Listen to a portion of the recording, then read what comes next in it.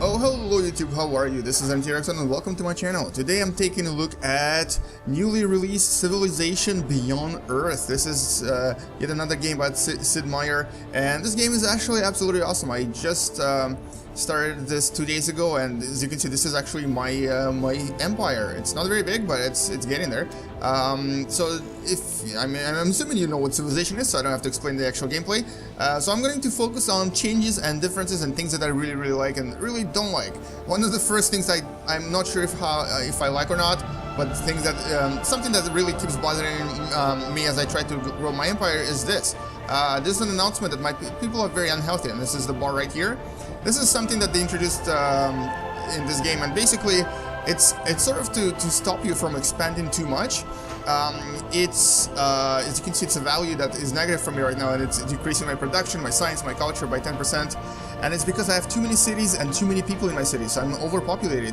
And it actually makes it really hard to expand your empire. I kind of try to force my cities to build clinics and all that to increase health, but it's not really helping. So I need to do a lot of research before I can actually build more cities. The other thing they added in this game is there's a lot of RPG elements. There's actually a lot of really cool, really awesome RPG elements. I'm going to show you some of them. One of them is right here. This is basically quests. So you do have quests to complete in any campaign. They'll give you random quests, random things to do. For example, right here, this is a several chapter quest, and in this particular chapter, I have to build a petrochemical plant in my main city of Crabrost. And this is so that I can actually familiarize myself with the local flora and fauna. There's another quest right here where I have to steal science from someone, and another quest right here where I have to launch a deep space telescope. So all these quests give you rewards, and they also start other quests that will lead you to some really awesome rewards or some strange happenings in your empire. There's also this, which is actually a totally newly added thing, and that's basically how your unit upgrades work. So you only have 3 units to build in this game. There's I'll show them to you in a second. These are not first level units, these are already upgraded, but basically you have, and the 3 units you have in the game are infantry unit, which for me is level 3 disciple right now. There's a ranged unit, which is artillery, but it actually starts as a sniper, and there is a vehicle unit, and in my case it's level 3 armor. But it actually starts as a normal car, or as a kind of as a buggy. There are a total of 5 levels for each unit, and right now I'm level 3. Then as I progress through levels, at level 8 I'm going to get a different unit right here, and then finally I'll get another unit. Now, one thing that is different from other Civilization games here is that you actually have 3 different paths you can advance through. These paths are harmony, purity, and supremacy. And these basically are determined by how you want to play your game. So harmony is their ideology is that you live in harmony with the new world. You try to, you don't kill too many creatures, you don't destroy too much stuff around. So it's sort of like a, hippie ideology. If you're hippie, I'm sorry, but it's true. Unfortunately, a lot of the people in this area that are not me are harmony. I'm going to show it to you in a second. So the diplomacy screen is also a little bit different, but still quite familiar.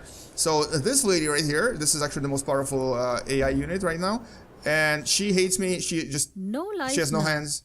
It's actually a bug, but she declared war on me because I was not harmony. I was destroying nature, and she totally declared war on me. Look at that. And I just saved my game right after they declared war because I wanted to see how the war is going to go.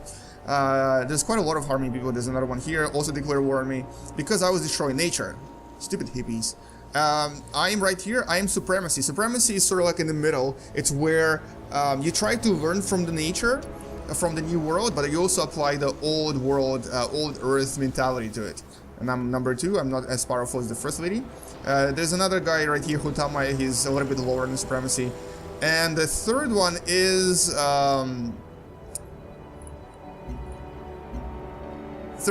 purity, and that's basically following the old earth traditions where you basically destroy the world. I decided to go in the middle, so I'm trying to be kind of like the neutral guy. Now, this whole area right here, this whole area was full of animals, and the thing is, in this game, I'm gonna show it to you in a second, but the wildlife in this game is ridiculously hard to kill. It's actually very dangerous. It attacks and kills your units. For the first maybe 50 turns, I was stuck right here because I couldn't even move. These animals kept attacking me, so I have to really get aggressive on them. And there were at least, I would say, 15 different nests and different animals that kept killing me. But I decided to just destroy them and settle this area. And as I settled it, the other nations didn't really like it very much, and they declared war on me because I built, as you can see, 1, 2, 3, and 4 new cities in this particular region, and destroyed everything in here that was hostile toward me, and they did not like that. So now I'm at war with 2 different nationalities, with these guys and also with these guys. So I think I'm gonna get screwed because I don't have enough army, but that's okay. I'm gonna try my best. I have some tanks here, I'm gonna have some tanks here, I'm gonna use my ranged units and attack them. They do have a boat, I don't have a boat, but whatever. The other thing that is different in this game compared to other Civilization games is there's a pretty advanced spying network, basically intelligence, and you can assign and reassign spies, and they can actually do different things, and they have different projects. So some projects increase your health, some projects increase your production, some increase city strength. You can also attack other cities, obviously, and your units, your spies gain levels.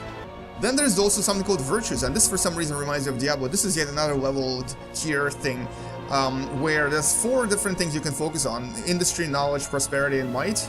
Might is obviously all army related, this is all science related, this is all related to production, and this here related to food and health. This is why I'm focusing on it, because my health is a problem. At tier 3 right here, I'm gonna get +1 health for every basic resource, so hopefully this will get me out of this predicament of 19 negative health. And purity is gained through quests and through, I believe it's also by advancing in your particular branch of, you know, in my case it's purity. Also not purity, it's supremacy. And so as you progress through it, you gain levels and you can distribute points and get more advantages, more bonuses. And also the research, well, research here is quite similar to other games. I'm going to show it to you in a second. Research trees right here, it's actually super hard to read and understand because it's sort of filled with branches, and they call these leaves, and each of them does different things. So it's kind of, I find it difficult to orient yourselves here, but it's sort of typical to other games. Each research gives you at least 2 different bonuses, and it also advances you in a particular branch of your ideology. So this one gives you purity, this one gives you supremacy, and this one gives you harmony. So research is quite big and quite complex. I'm not really that good at research yet because I've been kind of randomly assigning different tasks depending on how long it takes. I'm not particularly focusing on anything, which is probably why I'm not doing so well. Lastly, there's also satellites you can launch, and different satellites provide different bonuses. Unfortunately, satellites do not last forever. They actually have a certain amount of turns that they last, and you can look at your satellites using orbital view. I don't really have any satellites, I think. Yeah, I don't have any. Some of them help you with defending your units, some of them help you with other things. There's these trade units that need protection at all times, and they often benefit from satellites. Now, the thing about trade units and trade in general is that it's actually really important in this game. Like this right here is not an actual city, this is a trade center. And if I send my trade unit here, I'm gonna get bonuses. I can also trade with other nationalities, I can trade with other people. So if I click on my trade unit and I select him or her, and oh no, I can't assign them right now, okay, because they're already trading. But basically, I'm trading with these guys and they're my enemies, so they're probably gonna kill my trade unit. Overall, this whole trade and survival thing really reminds me of Dune for some reason, because there's this whole like dangerous environment, there's these worms that attack you as well, and these units will die a lot. They will actually die a lot. So trade is really beneficial in this game. On top of the dangerous wildlife, there's also something called miasma, which is, you can kind of barely see it here, but it's the green mist, and you can remove that later in the game, but at first you can't, and it damages your units. If my units stand in there, they're going to lose 10 hit points every turn. Anyway, so I'm gonna. Hopefully this was enough introduction to this game. There's different resources, obviously, different resources, different things that you advance through. This is money, or in this case, it's energy. This is science. This is culture, which increases size of my cities and also gives me levels of virtues. This is my virtue right here. But I'm gonna just start attacking these guys. This is my first official war. I don't really know how it's gonna go, and I'm fighting 2 people, so that's probably not gonna go so well. Most of my army is right here, so I have to probably start building army. What am I building here? I don't even know. Oh no, I'm gonna finish this because this is actually I'm building a wonder. But this guy is building a laboratory, which I'm gonna switch to war unit. I'm gonna switch to armor. Build armor. You are building artillery, good. And you shall build me farm lab. Okay, farm lab is good too. Okay, so units. I'm gonna start playing defense at first and see how it goes, and then we'll see what happens. So there's quite a lot of resources in this game. This is you don't really see it in the beginning, but you have to use research to discover these. And I believe I'm going to attack this guy because he is weaker. I'm gonna use my armor. My cities can kind of protect themselves for the first few turns because they're pretty powerful, but my units cannot. Is this miasma? Yeah, I'm not gonna go into miasma. I'm gonna go here and attack these guys because I can probably kill them. Can I kill them? Is that miasma? So these dudes attacked me because I kept removing miasma, and I kept removing it because it destroyed my units. But apparently miasma is part of nature, and they want it. They want the stupid miasma, and I don't want it. They warned me twice. They said, "Listen, stop removing miasma near our borders." I'm like, okay, but I lied to them. I kept removing it. All right, so you need these orders. Where is that? That is here. Oh, there you go. Trade convoy. So this is how trade works. I open the trade thingy, and it shows me different cities I can trade with. So these guys, I don't know why I can trade with them because I think I'm at war with them. I'm gonna send them to my city. I'm gonna send them to my main city. I'm gonna trade with them, and this is automatic afterwards. Another trade convoy right here. Interesting. Oh yeah, because I'm at war now, so that's kind of obvious. So you're gonna support these guys. Stand there. Okay, so here's my exploring unit being destroyed by some airplane stuff. Needle jet. So they do have airplanes already, which is not good for me. They also have boats, obviously, so they're gonna destroy my explorer unit. Luckily, this map is not too big, so I'm not worried about exploring too much. Turns do take progressively longer, obviously, as you progress through the games, especially during wartime. So this does clog down, your time per turn, which is unfortunate, but it's inevitable in games like this. Inevitable. All right, so I'm gonna move here. These guys are gonna attack, range attack. So this is how attacks work. I'm gonna. Oh, I'm not at war with them. Oops.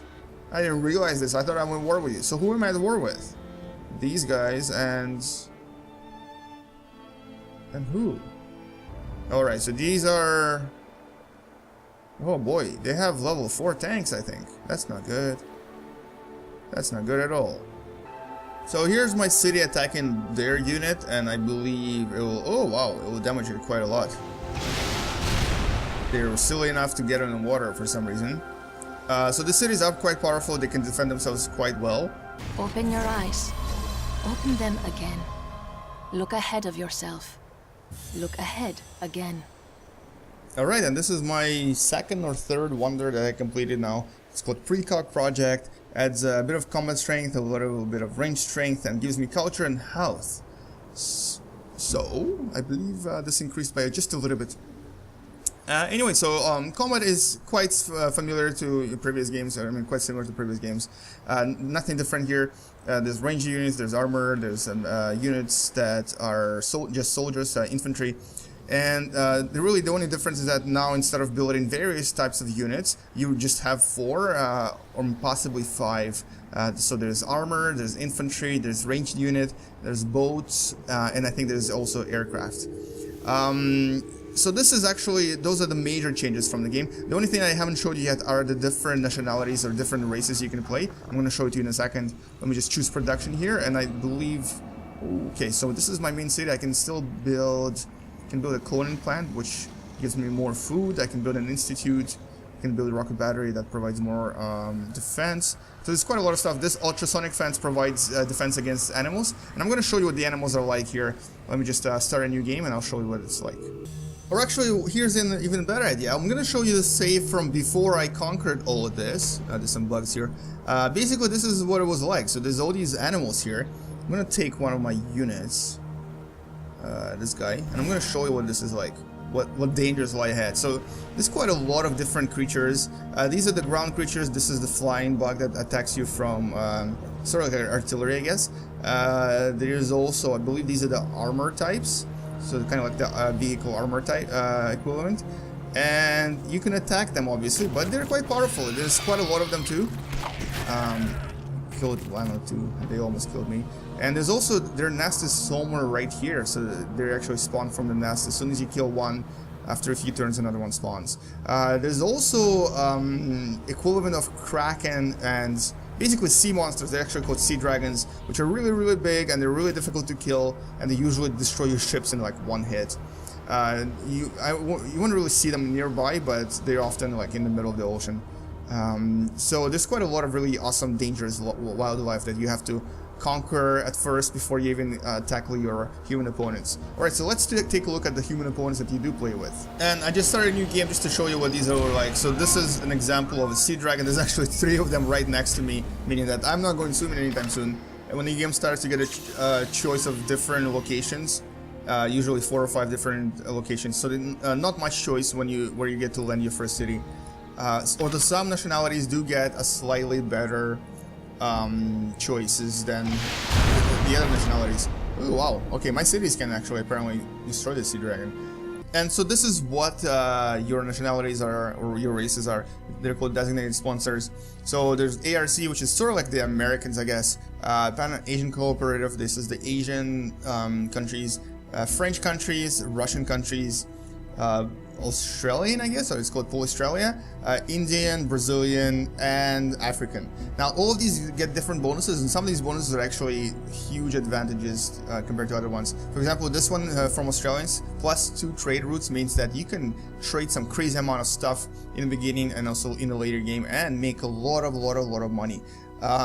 On the other hand, Brazilians get +10% strength, which sounds like something good, but it's actually not that really powerful. They suffer in other areas because they don't get any other bonuses, and only the military strength. They're actually one of the weaker nations to play as.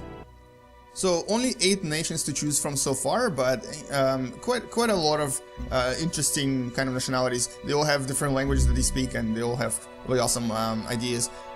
You also get to choose colonies in the beginning, so you can choose who you start with. So I think last time I went for scientists. I should have really picked this, because health is really important. I didn't realize how important health is in this game.